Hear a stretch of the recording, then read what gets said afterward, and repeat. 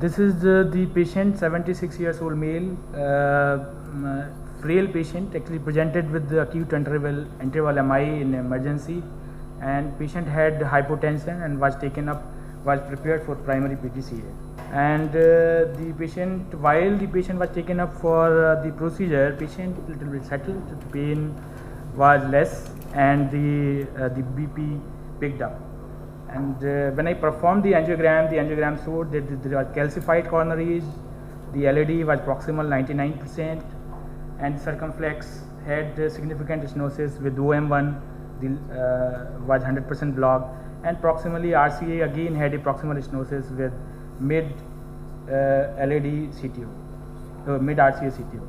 This was the angiogram. Then you can see that the proximal part had critical block, and the artery was calcified, and you can see down also that the mid part is also around 60-70% stenosis, and it is all, there is a nasty band at the mid LAD level, and RCA you can see very well that it's a diseased RCA.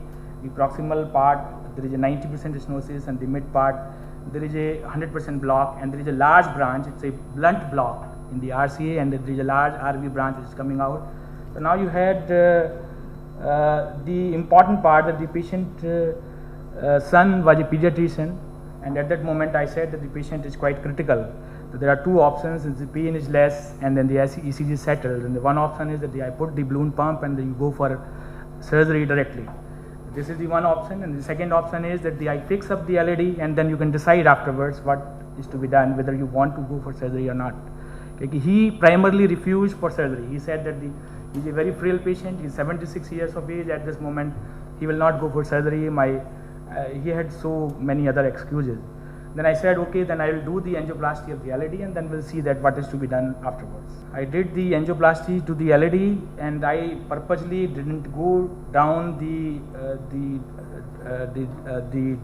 LAD diagonal bifurcation, because I knew that the diagonal is very large, and there is a band, and there is a huge calcification. I knew that while in acute myocardial infarction situation, the patient is quite critical. In this situation, if I mess up, then possibly the patient will crash. He is an elderly patient. Luckily, the patient made good recovery, didn't had any problem. BP was stable. In the morning, patient was all right, but in the afternoon, patient became very serious. Patient had massive GI bleed. His hemoglobin dropped to 7, and the heart rate was around 130. The BP was around 90 systolic. At that moment, patient had massive melena and hematemesis, and immediately, since this is the biggest trouble to all of us, and then we managed immediately. We gave the 3 units of blood, and the patient was taken up for an urgent endoscopy. They found that there was a large duodenal ulcer which was bleeding. So they controlled the bleeding. We controlled they gave some local injections. Luckily the patient stabilized, the further bleeding didn't happen, the hemoglobin picked up, and the patient recovered and could be discharged in next 2-3 days without any complications. And the patient came for follow-up, was doing very well. Patient, of course, we switched over to clopidogrel and ecosprin. That was an issue.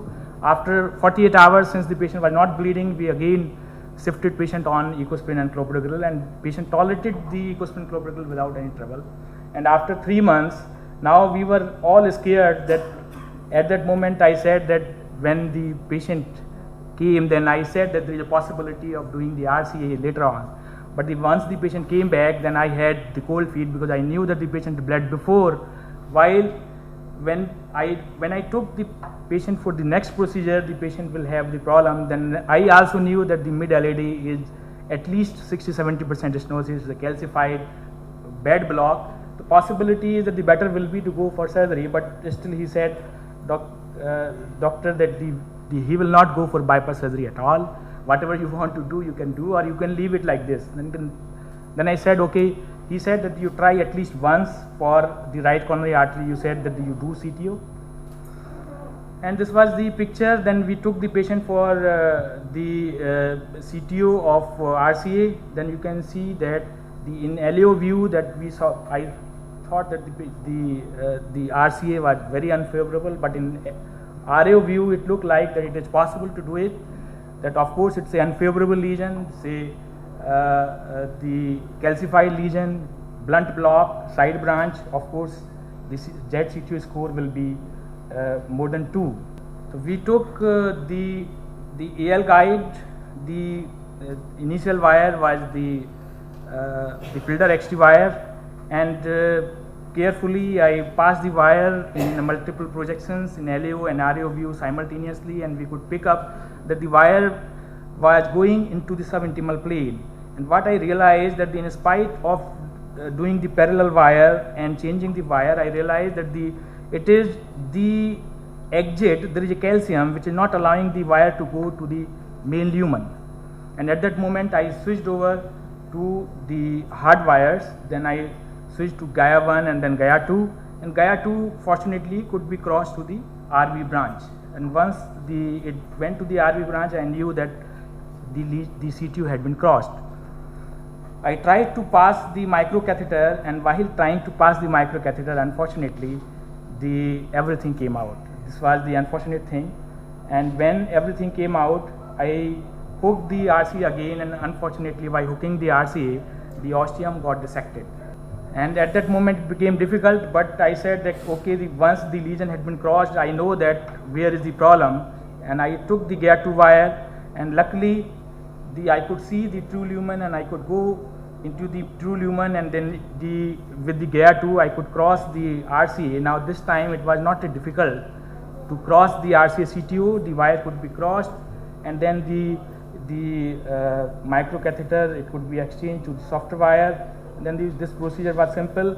At that moment, once I knew that the ostium was dissected, I was very careful not to give too many injections, and to make sure that the guiding catheter is beyond the ostial dissection in the main lumen, in the area where it is not dissected, to make sure that the things are fine. And luckily, because the RCA was CTO, the patient tolerated the procedure well. So this is the first stent I implanted in the middle part, and the second stent in the proximal part, covering the ostial dissection, and that was the final result. And then after completing the procedure, it is very important to see the follow-up, because it's sometimes that the ostial dissection may extend, may cause aortic regurgitation, may cause death as well. There are case reports, and then I confirmed the extension of the proximal part by the root angio, and then followed up on the echocardiogram. Patient did very well without any trouble. Sometimes in critical situations, we all cardiologists are stuck in some critical situations. Now in this case, here you are forced to do the angioplasty, and in the patient had GI bleed, had complications, then you are practically forced to do the RCA CTO. But luckily the patient could be managed well, and if you are careful, I believe that even the complex cases can be tackled carefully. And in this case, the proximal ostial dissection could be tackled without any serious trouble, and could be managed safely.